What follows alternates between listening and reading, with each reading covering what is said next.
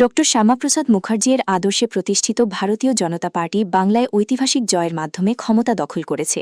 বাংলার পাশাপাশি দেশের আরও কয়েকটি রাজ্যে দলের এই সাফল্যের প্রভাব পড়েছে ত্রিপুরাতেও, যেখানে কর্মী সমর্থকদের মধ্যে দেখা গেছে ব্যাপক উচ্ছ্বাস ও উদযাপন। রাজধানী আগরতলাতে আয়োজিত বিজয় উৎসবে উপস্থিত থেকে ত্রিপুরা প্রদেশ বিজেপি সভাপতি রাজীব ভট্টাচার্য বলেন, এই জয় জনগণের আস্থা ও সমর্থনের প্রতিফলন। একইভাবে রাজ্যের মন্ত্রী টিঙ্কু রায়ও দলের এই সাফল্যকে মানুষের জয়ের প্রতীক হিসেবে ব্যাখ্যা করেন। অন্যদিকে খোয়াই জেলাতেও দেখা যায় উৎসবের আবহ।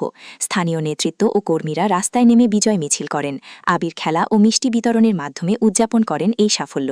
সর্বোচ্চই কর্মীদের উচ্ছ্বাস ছিল চোখে পড়ার মতো।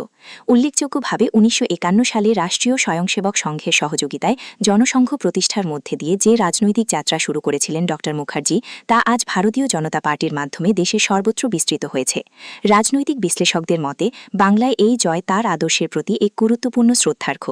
সব মিলিয়ে আগরতলা থেকে খোয়াই জেলা, ত্রিপুরার বিভিন্ন প্রান্তে এখন শুধুই বিজয়ের আনন্দ ও গেরুয়া আবিরের